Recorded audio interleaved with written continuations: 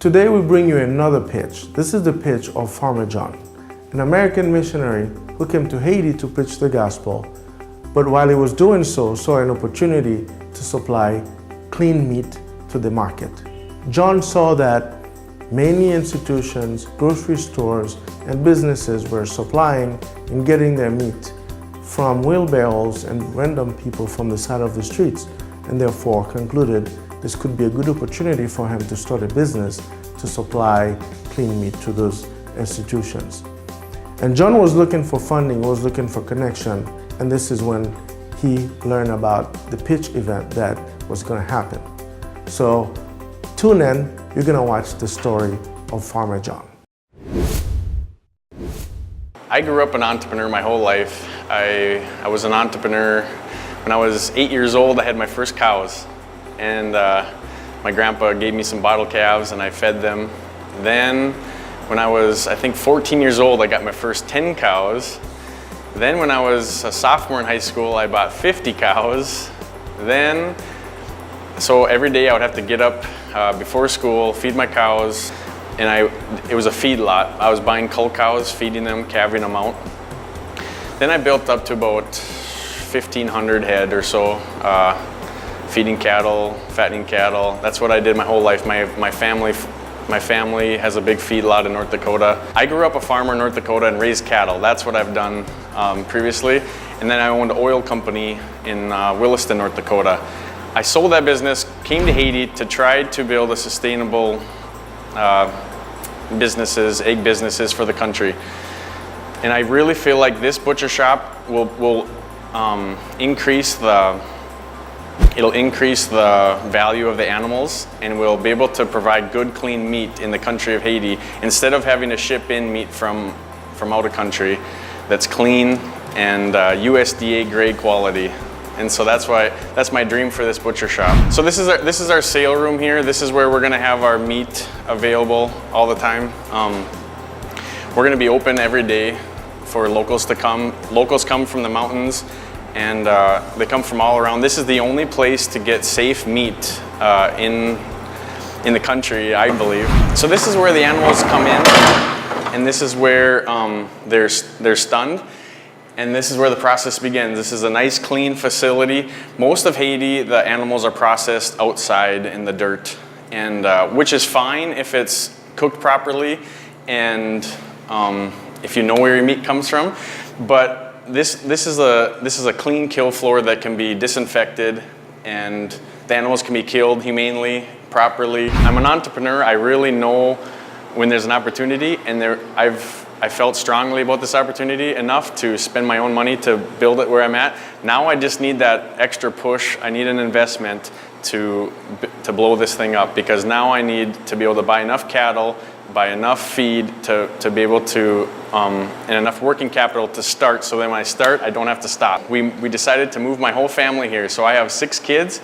We moved the whole family here to Haiti, and we're ready.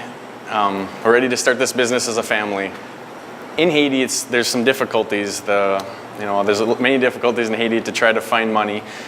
This opportunity, I saw it on Facebook, and up to this point, I've put together my business plan. I've done market research. I really feel strong about my numbers. I've gone to every market. I've spent my own money to go research up in the mountains, find the prices on animals, find can you buy them small and feed them? What's the cost of feed? I had my own feed lot in Leogan, and I know the price of feed. I know the costs into everything. So you have to really know your numbers. You have to really know, you have to make a business plan, a clear business plan. And now I think I'm ready for the pitch. You have watched the story of Farmer John. And as you can see, Farmer John is not even from Haiti, but he came over and saw an opportunity. Through that pitch, you have learned some of those techniques, how he talked about his numbers, what he asked, what he was going to bring as a return to the investors, and also how the business model was going to be fit to what investors was looking for. So I hope that was a good learning point for you, and then you were able to learn some of those techniques for you to be able to prepare yourself for your own pitch next time there's another event. 7 years ago, I came to Haiti, started a ministry called LYNK International Farmers Organization for sustainable development. And so we started about 7 years ago. We based in Léogâne, Haiti. We've had about 500 beneficiaries. Our program is to train farmers, evangelize them, build communities. We do farming, small business, and livestock. 3 programs. It's a very successful program, and it's because my main bragging rights is that it's all Haitian run. I come and assist them. I raise the money in the States. I'm the president of Friends of IFASD. Josue is the friend of IFASD, and we've had a really successful ministry. A year and a half ago, after Hurricane Matthew, I was really moved. I went to Jeremy, and the disaster was just terrible, and I really felt God telling me to come to Haiti and start a business.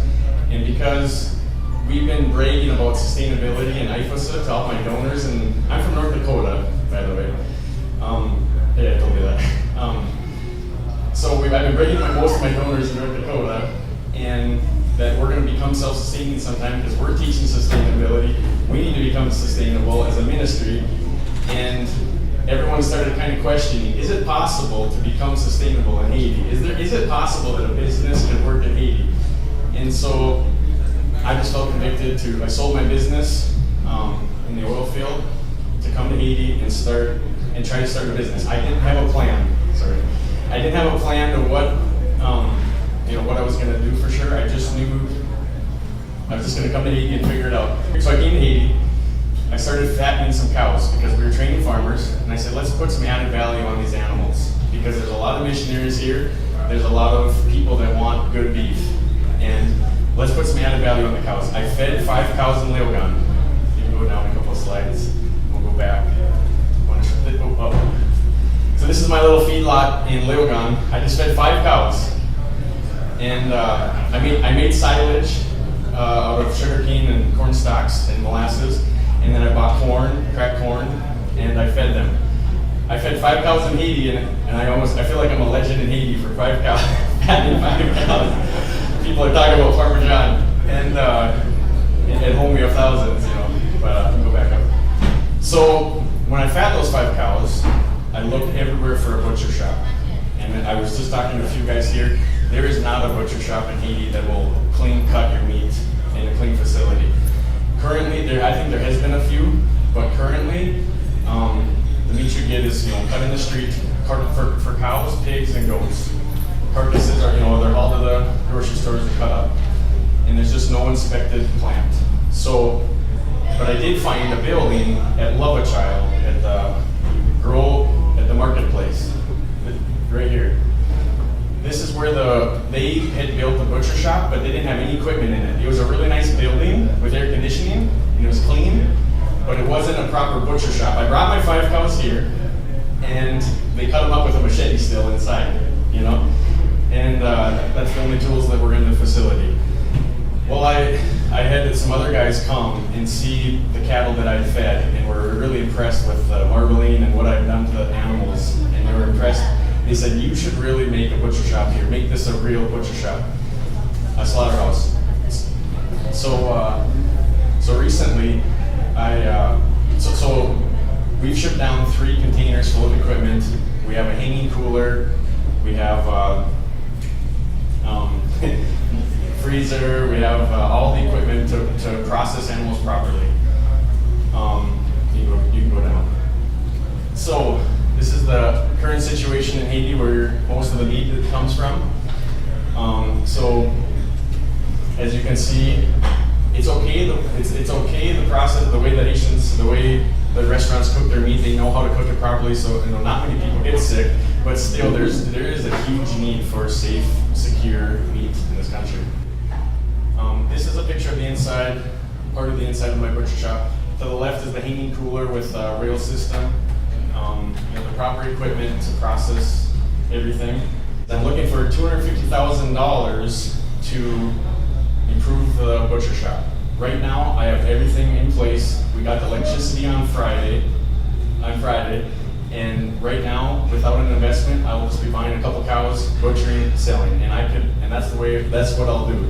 But with the proper investment, I will be we'll be able to expand very fast, and I have a huge clientele. People are waiting, and so what I'm suggesting, asking for, is the capital needed would be possibly as a loan, $130,000 as a loan, 6% interest possibly, at maybe the first year accruing interest with no payments until after the first year, and like a 3-year loan after that.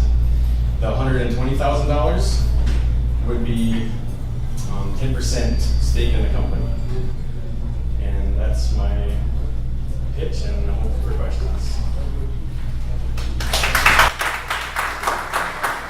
You say, you mentioned Haiti has an inspection process? Haiti does not have an inspection process. Okay, they do not have it. No. But we want to introduce that because we're going to have an inspected, it's USDA grade, the plant. So the inspector came with the president and toured our plant, said, this is the best plant in Haiti. The health inspector said that, but there's no job for him yet. There hasn't been a facility for him to work.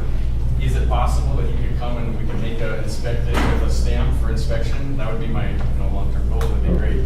And then we would, Well, I guess my last question is, what's the structure of Farmer John right now? What's your ownership structure?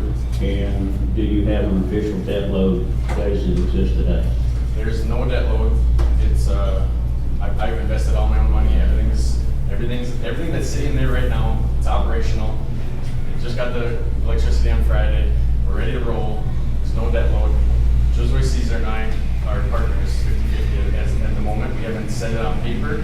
We went to go register the company, and they told us that don't register today for 70,000 goods because October 1st you have to re-register for 70,000 goods again. So we've been waiting for 3 months until October, and we have all the paperwork done to apply. I'm applying for my permit to be a resident, and I moved my whole family here. Sold my house in North Dakota. We're here. So there's no official structure, so you're starting. There's no official structure. Right. We've just been butchering, giving test runs. We have the clientele ready to start. This is How much capital have you already spent on this? I have $50,000 invested myself, but Love a Child has put in $300,000 about and everything. 300,000? Yeah. Oh, The building, the freezers, the inverter systems, the generators, it's already there, ready to roll. And I have a $500 a month contract for. It's a 2-year contract, renewable, but I could make it longer if we make this. This pitch just came up after the fact. What is Love the Child long-term connection to your business? They built this marketplace. Love a Child is a big organization. Right? They have the marketplace they built.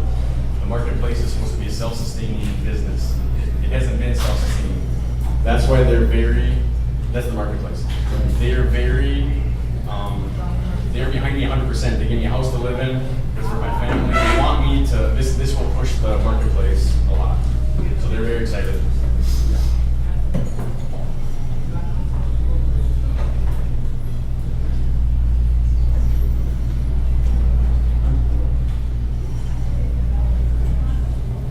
One thing I kind of have is like, if we do 3 cows a week, we're break-even operation. It's 3 cows a week. Anything over that, I think I have the capacity. It's a smaller plant. It's not a big streamlined facility. I think I could get up to 20 animals a week. Cows. Cows is my biggest profit margin. Goats, no profit margin. You butcher, kill, you make a few dollars. But the locals need it, and the restaurants want clean meat. The beef and pigs. Pork is a huge growing industry. Everyone's starting to build pig barns.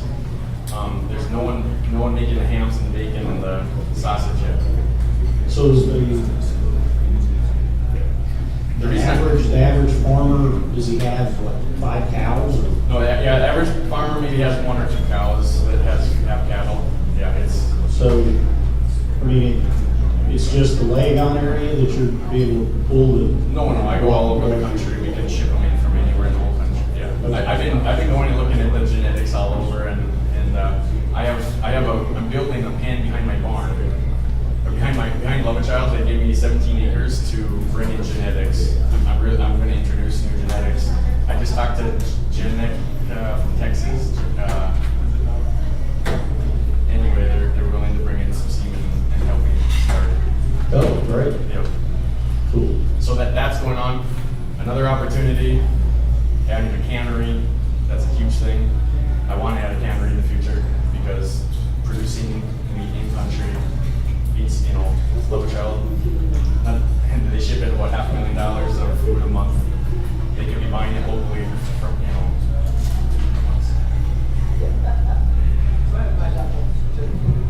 Yeah, I mean, looking at these numbers you're put together, it's hard to put too much weight on them right now. So I'm going to kind of focus more on the very first thing, and that is who's your customers, who's buying. You said your major customers are going to be missionaries. Is that the only one, or do you have other demand that you've seen? Oh, it's huge demand. I've had probably about 5 of the biggest. I mean, I've had some. The word's gotten out. A lot of people have been visiting my butcher shop, and we have every restaurant. We've already introduced it. We just haven't pushed it because I didn't want to go and do it, promise, and then I didn't have the product streamlined yet. I was waiting on electricity. I was waiting on a few more pieces of equipment to streamline it. Yeah, and this huge demand. What, from your own judgment, what are they willing to pay per pound for this premium beef? Yep. So I set my prices. In between. Okay. So the soup bones and the cubes and the hamburger the soup bones and cubes are Haitian price. Just Haitian price. Hamburger, I have $1 more a pound than the grocery stores, but this is clean quality meat. Where I'm gonna on the steaks, I got $10 a pound on the ribeyes and $7 a pound on the sirloins. And that's why I'm starting with 5 head. If I don't know, I don't want to over promise that, but I know I would take $20 a pound for the same ribeye in the every market. Yeah. So. And this, starting at 5 cows a week, you said you could scale up to 20 cows a week. Would that require any additional personnel? Would that require additional electricity? Would there be really any change in your cost structure? No, the fixed cost would stay the same. My variable costs would go up obviously a little bit, but my variable costs are really low per animal. The packaging, the disinfectant, the supplies, the variable costs are very minimal. Because like my rent for the building's the same, the generator is included in the rent, so it. And the shipping, is that handled separately from that sales price? The shipping, that's included that's in the variable cost. Okay, so if you're going to deliver to like Port-au-Prince to a grocery store or a restaurant or a missionary somewhere else, that you factor that in and you sell it, or is it paid separately? No, it's paid separately. Okay.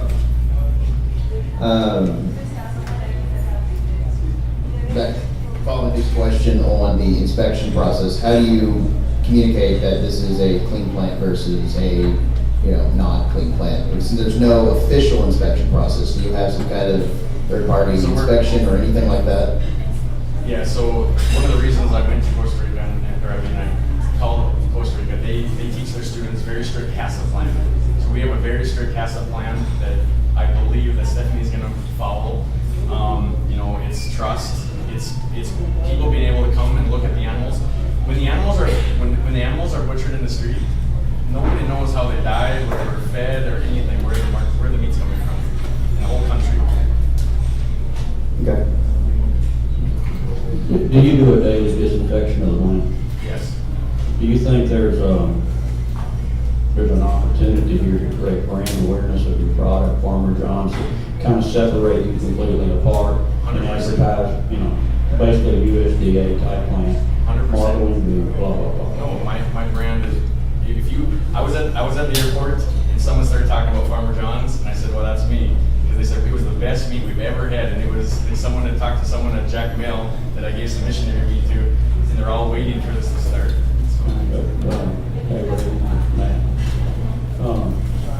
Kind of the way we're gonna work this today, since, you know, we obviously can't make a decision.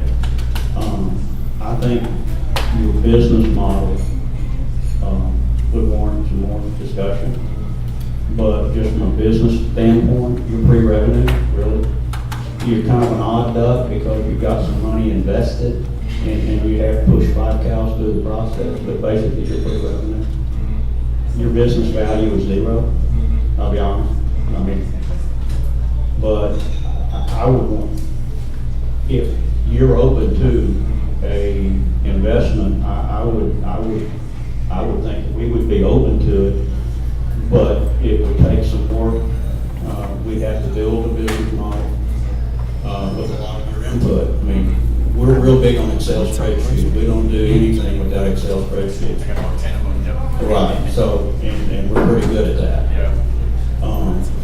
But if you're, because, you know, we gotta wrap it up, put other people in here. But if you're open to something like that, again, I think the concept is good. I think you're filling a void in the marketplace. But from a business standpoint, that's kind of where we are. And I'll just kind of leave that at this point up to you.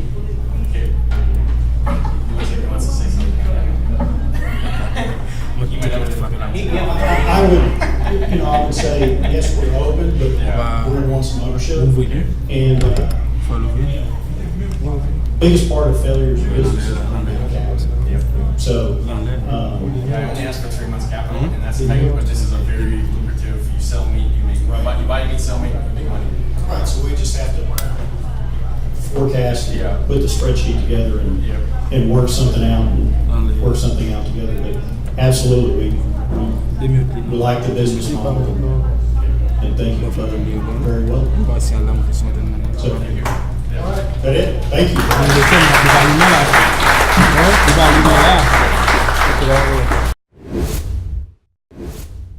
You have watched the story of Farmer John, and as you can see, Farmer John is not even from Haiti, but he came over and saw an opportunity. Through that pitch, you have learned some of those techniques, how he talked about his numbers, what he asked, what he was going to bring as a return to the investors, and also how the business model was going to be fit to what investors was looking for. So I hope that was a good learning point for you, and then you were able to learn some of those techniques for you to be able to prepare yourself for your own pitch next time there's another event.